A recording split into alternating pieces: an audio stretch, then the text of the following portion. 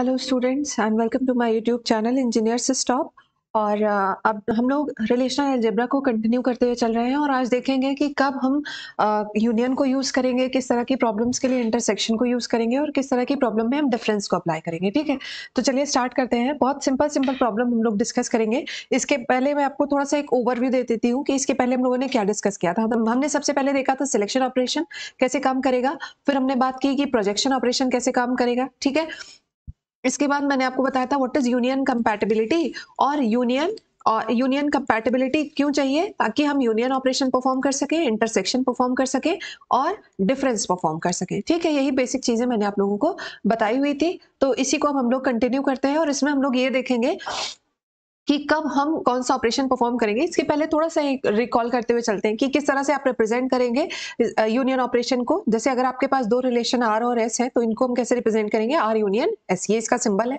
ठीक है, और result contain all the tuples from both the relation R and S. ठीक है, दोनों ही रिलेशन के सारे टपल्स को कंटेन कर, भाई एक में 2 है और दूसरे में 3 टपल्स है तो दोनों का कंबाइन करके इससे 5 टपल्स को जनरेट करेगा। क्यों? क्योंकि यूनियन है, कोई इसमें कॉमन चीज को नहीं देखना है।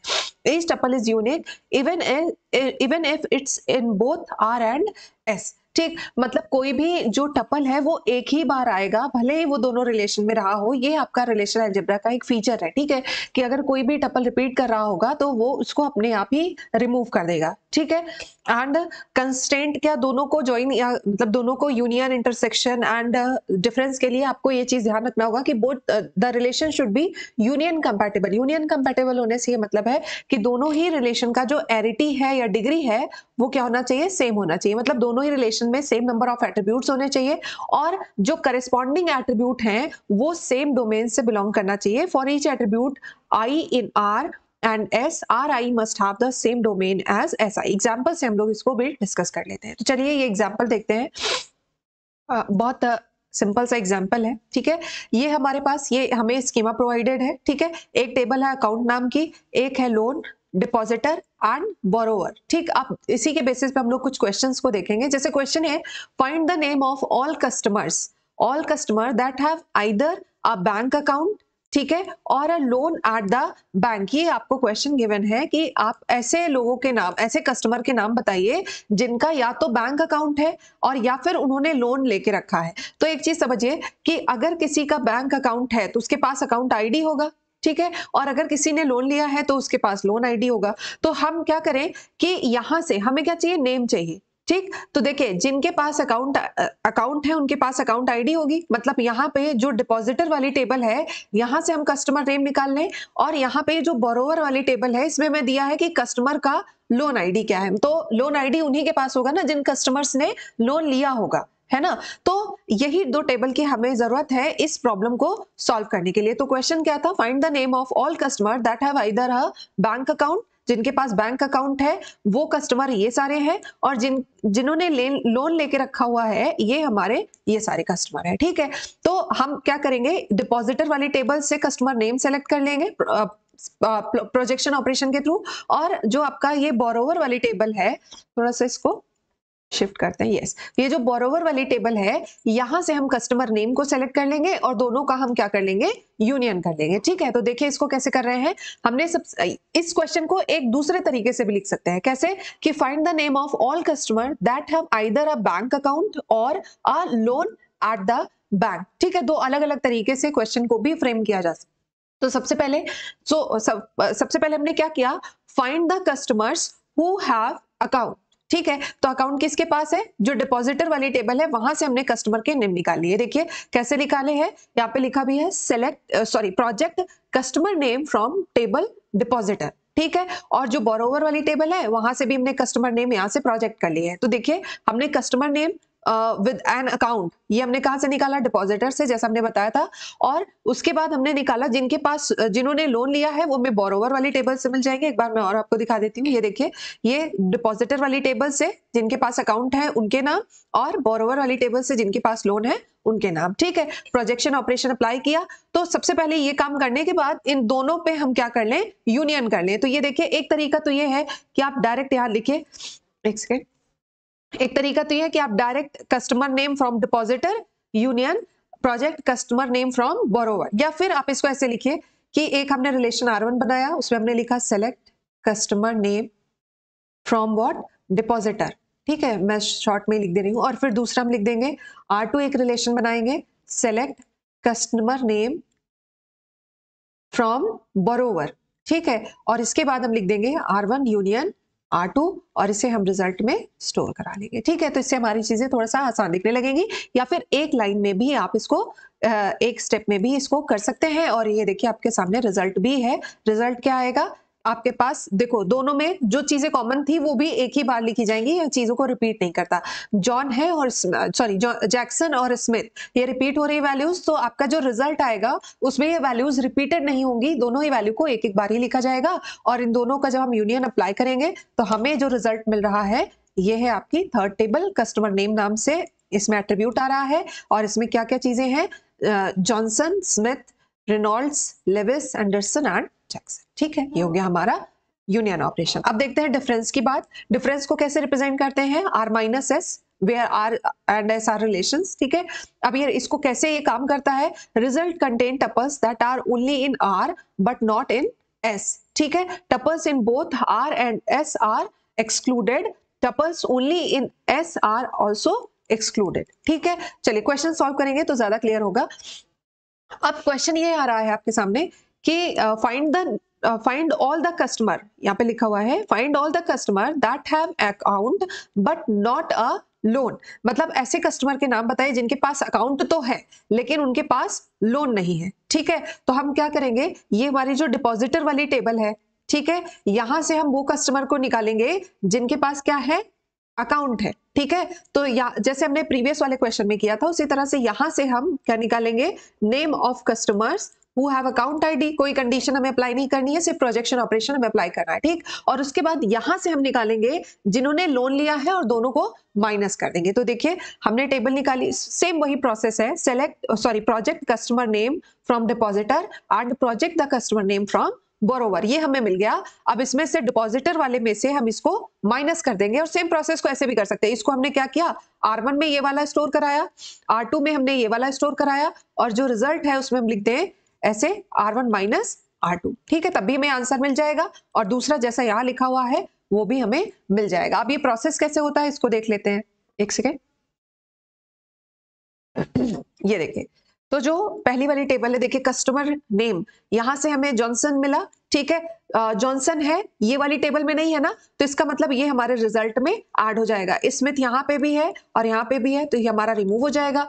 रेनॉल्ड्स यहाँ है पर यहाँ नहीं है, तो रेनॉल्ड्स भी यहाँ पे ऐड हो जाएगा हमारे रिजल्ट में। लेविस यहाँ है और यहाँ पे भी है, तो ये दोनों ही रिमूव हो जाएगा। तो अब आप वो स्टेटमेंट समझ पा रहे होंगे जब जो हमने अभी रीड किया था कि जो टपल दोनों टेबल R और S में होंगे उन्हें तो हम एक्सक्लूड करेंगे ही, पर जो S में होंगे उससे भी हम एक्सक्लूड कर देंगे, ठीक है।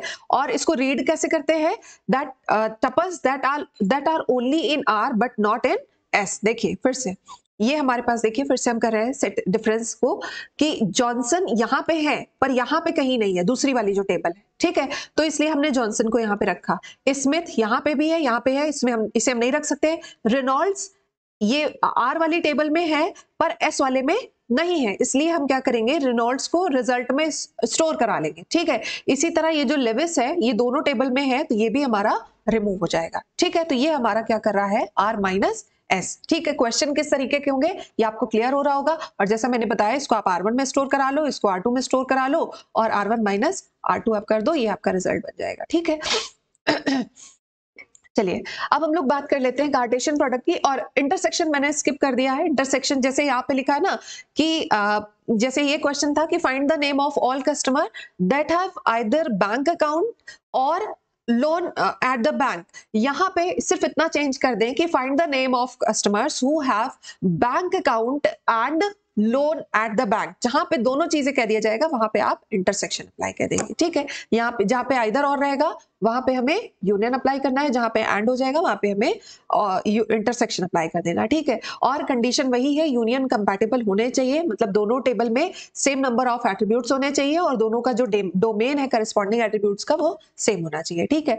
अब हम आ जाते हैं कार्टेशियन प्रोडक्ट पे। तो कार्टेशियन प्रोडक्ट ये एक नया टॉपिक है, ये मैंने अभी नहीं बताया है, तो यहाँ से स्टार्ट कर रहे हैं। इसे हम कैसे रिप्रेजेंट करते हैं, R और इसको रीड कैसे करते हैं, आर क्रॉस एस, यही चीज को इसमें लिखा है बहुत ही सिंपल फॉर्म में। इसको रीड करेंगे कार्टेशियन प्रोडक्ट को आर क्रॉस एस ऐसे रिप्रेजेंट करते हैं, ठीक है। No constraint on schema of R and S, schema of result is concatenation of schema for R and S. जैसे अगर आपके पास देखिए एग्जांपल देखिए कि अगर आपके पास एक रिलेशन है आर जिसमें दो एट्रीब्यूट है ए एंड बी, एंड एक रिलेशन है एस जिसमें एट्रीब्यूट है बी एंड सी, तो आपके पास जो कार्टेशियन प्रोडक्ट के बाद जो स्कीमा बनेगा वो कुछ ऐसा बनेगा। देखिए ए और उसके बाद क्योंकि बी दोनों ही टेबल में है, देखिए आर में भी है एस में भी है, तो हम इसमें लिखेंगे आर डॉट बी एंड फिर एस डॉट बी, और इसके बाद हम लिखेंगे सी। किसी भी एट्रीब्यूट, भले ही एट्रीब्यूट रिपीट हो रहा है, हम एट्रीब्यूट को स्किप नहीं करेंगे, उसे हम रिपीटेड फॉर्म में लिखेंगे, ठीक है। So if R and S have overlapping attribute names, all overlapping attributes are included, भले ही वो मल्टीपल टाइम्स आ रहे हो, ठीक है, किसी भी एट्रीब्यूट को हम एलिमिनेट नहीं करते। Distinguish overlapping attribute names by prepending the source relation name, जैसा हमने यहाँ पे किया हुआ है, और R dot B and S dot B. एक एग्जाम्पल लेके करेंगे तो और क्लियर हो जाएगा, ठीक है। अब ये कुछ कंडीशन है कि अगर आप दो टेबल आर और एस को इसका क्रॉस प्रोडक्ट निकालते हैं तो उसमें कितने, इसमें कोई कंडीशन नहीं अप्लाई करते, ठीक है। एक टेबल से हम डबल को उठाते हैं और दोनों मतलब इससे सारी वैल्यूज को रखते चले जाते हैं। देखिए जैसे ये है, अगर आप हमारे पास ये एक बोरोवर नाम की टेबल है और ये एक लोन नाम की टेबल है, इन दोनों को क्या करना है, मुझे इसका क्रॉस प्रोडक्ट निकालना है। तो ये रहा हमारा तरीका कि हम कैसे इसे रिप्रेजेंट करेंगे, और जो रिजल्ट आएगा उसमें कितने टपल्स जनरेट होंगे, number of tuples in relation this R and number of tuples in relation S C, इन दोनों का जो आप मल्टीप्लाई करेंगे नंबर ऑफ टपल्स को, तो आपको पता चल जाएगा कि जो रिजल्टेंट रिलेशन बनेगा उसमें कितने नंबर ऑफ टपल्स जनरेट होंगे। तो यहाँ पे 4 है, तो 4 क्रॉस 4 इज इक्वल टू 16। अब देखिए तरीका, पहली चीज तो जो नई टेबल बनेगी उसमें एट्रीब्यूट्स कितने होंगे, तो एट्रीब्यूट्स की बात करें तो देखिए कस्टमर नेम, ठीक है, लोन आईडी दोनों टेबल में है तो इसलिए हम इसमें ऐसा कर लेते हैं, बोरोवर का बी लिख लेते हैं शॉर्ट में, b dot loan ID, and दूसरा क्या हो जाएगा एल डॉट लोन आईडी, ठीक है। इसके बाद हम लिखेंगे ब्रांच नेम, ठीक है, एंड इसके बाद हम लिखेंगे अमाउंट। तो ये हमारा तो टेबल बन जाएगा, ठीक है, ये सारे ये सबको मिला के एक नया टेबल बन जाएगा। अब कार्टेशियन प्रोडक्ट कैसे करते हैं, यहां से ये जो यहां से फर्स्ट टपल को उठाएंगे, ठीक है, और इसके साथ ये पूरा लिखेंगे, फिर नेक्स्ट रो जो बनेगी, नेक्स्ट टपल बनेगी उसमें ये पूरा लिखेंगे, फिर ये पूरा लिखेंगे, फिर ये पूरा लिखेंगे, ठीक है। फिर इसके बाद ये दूसरा वाला टपल यहां से उठाएंगे, फिर इसको इसको इसको इसको ये सारा हम लिखेंगे। तो देखिए जो रिजल्ट आएगा ये आया, ठीक है। देखिए हमने एंडरसन को उठाया, इन दोनों को, और सेकंड वाली टेबल के ये सारी वैल्यूज के साथ, ये चारों सेकंड वाली टेबल से आ रहे हैं, देखिए ये वाली वैल्यूज रिपीट हो रही है, ठीक है।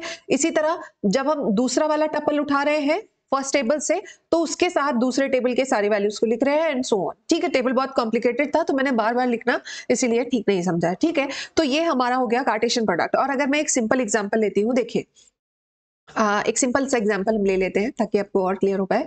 जैसे मैंने एक ले लिया ए एंड बी, और ये मैंने ले लिया ए एंड सी, ठीक है, और ये रिलेशन आर है और ये एस है। तो यहाँ पे ऐसे करते हैं, हमारे पास रिलेशन है आर क्रॉस एस, अगर हम करें तो क्या हो जाएगा, ए, ये कौन सा रिलेशन से है, आर से, R dot A B and S dot A and C.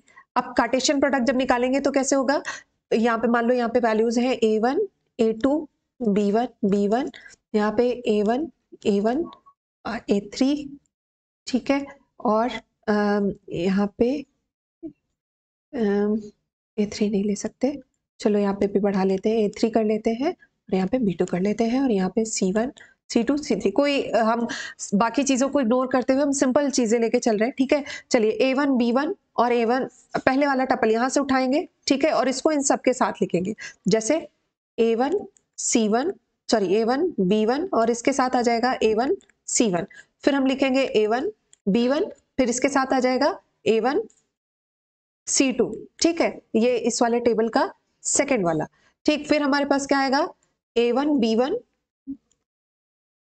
a1 b1, और ये वाले टेबल का third a3 and c3 a3 c3, ठीक। फिर अब ये दूसरा वाला उठाएंगे, दूसरा a2 b1, और फिर इन सब के साथ 1 by 1 लिखेंगे, मतलब a1 c1 and A1 C2 फिर A3 C3 किसके साथ A2 B1 A2 B1, ठीक। इसी तरह फिर A3 B2 को उठाएंगे, A1 C1 A3 B2 A1 C2 A3 B2 A3 C3, ठीक है। तो ये हमारा हो गया कार्टेशियन प्रोडक्ट, ठीक है। और ये आपका एक एग्जांपल है, ये बोरोवर एंड लोन वाला हमने मल्टीप्लाई करके आपको बता ही दिया है, ठीक है। ये हो गया हमारा कार्टेशियन प्रोडक्ट, ठीक। So we can use the Cartesian product to associate related rows between two tables, ठीक है। एंड लेकिन इससे नुकसान क्या होता है कि बहुत सारे रोज आपके इंक्लूड हो जाते हैं, बहुत सारी वैल्यूज इसमें जनरेट होती है। तो जब हम कार्टेशियन प्रोडक्ट को सेलेक्ट ऑपरेशन के साथ मिला लेते हैं, ठीक है, तो हमारे पास जो नंबर ऑफ रोज हैं वो रिड्यूस हो जाती हैं और थोड़ा सा जो सही वैल्यूज जनरेट होके आती हैं, ठीक। So we can combine the Cartesian product with a select operation. Select operation ये रहा जो हमने यहाँ पे सिग्मा से रिप्रेजेंट किया है। कंडीशन क्या लगा सकते हैं, देखिए जैसे ये हमारा कार्टेशियन प्रोडक्ट का रिजल्ट था, देखिए ये हमारा कार्टेशियन प्रोडक्ट का रिजल्ट है, ठीक है। इसमें अगर हम देखें कॉमन एट्रीब्यूट कौन सा है, लोन आईडी या हाँ ये है लोन आईडी और ये भी लोन आईडी है। अगर इसमें हम इक्वलिटी की कंडीशन लगा दें, ठीक है, यूजिंग द सिलेक्शन ऑपरेशन, तो क्या होगा, कौन कौन सी रोज हमारी कट जाएंगी, ये इक्वल नहीं है रिमूव हो जाएगा, ये इक्वल नहीं है रिमूव हो जाएगा, ये इक्वल है ये रहेगा, ये इक्वल नहीं है रिमूव हो जाएगा। इसी तरह ये वाला रिमूव हो जाएगा ये रिमूव हो जाएगा, ये रिमूव हो जाएगा, और ये दोनों क्योंकि इक्वल है तो ये हमारा रिमेन रहेगा, और ये वाला भी हमारा बचा रहेगा, ये रिमूव होगा, ये वाला रिमूव होगा, और ये भी रिमूव हो जाएगा। इसी तरह ये भी रिमूव होगा, ये भी सॉरी ये 4 4 5 ये वाला नहीं रिमूव होगा ना, सॉरी, जो इक्वल है वो रह जाएंगे, ठीक। और यही जो आपका कार्टेशियन प्रोडक्ट और सिलेक्शन ऑपरेशन ये मिलके क्या बनाते हैं, जॉइन बनाते हैं, ठीक है। तो ये हमारा हो गया video related to Cartesian product. और मैं यहाँ पे देखिए ये मैं थोड़ा सा इसको अलग से भी बता दे रही हूँ, ये ठीक है। ये जो आपका लाइन है देखिए, ये इतना पार्ट आपका क्या कर रहा है, ये कार्टेशियन प्रोडक्ट कर रहा है, क्रॉस प्रोडक्ट कर रहा है, ठीक है। और ये जो आपने कंडीशन लगाई है with the help of sigma और सिलेक्शन ऑपरेटर, ये दोनों मिलके क्या बना रहे हैं, जॉइन, ठीक है। तो नेक्स्ट वीडियो में हम डिफरेंट टाइप के जॉइंस कैसे आप इंप्लीमेंट करते हैं, क्या होते हैं, ये सारी चीजें मैं आपको बताऊंगी, ठीक है। और एक चीज ये देखिए, जैसा मैंने बताया था कि अगर आप कंडीशन लगा देते हैं तो इक्वलिटी के बेसिस पे जो आपके पास इक्वल वाले रहते हैं ना, पहली चीज कि अगर दो टेबल को आपस में कंबाइन करना है और एसोसिएटेड रिलेटेड रोज को आप साथ में रखना चाहते हैं, तो आप कार्टेशियन प्रोडक्ट को ज्वाइन कर लीजिए किसके साथ, मतलब उसके साथ यूज कर लीजिए सिलेक्शन के साथ, ठीक है। और सिलेक्शन एंड क्रॉस प्रोडक्ट मिलके ही ज्वाइन ऑपरेटर को फॉर्म करते हैं। ज्वाइन आपके बहुत सारे टाइप के होते हैं, इसको हम फर्दर देखेंगे। और ये देखिए, जब सिलेक्शन के साथ आप सिलेक्शन ऑपरेटर को ज्वाइन के साथ कार्टेशियन के साथ अप्लाई करते हैं तो किस तरह से काम होगा, जो आपके पास अनइक्वल जो वैल्यूज है वो फिल्टर हो जाती है, ठीक है। So that's all for today. अगर आपको वीडियो अच्छा लगे, पसंद आए, तो आप मेरे वीडियो को लाइक करिएगा, मेरे चैनल को सब्सक्राइब कीजिएगा। Thank you guys, thank you for watching, bye bye, take care.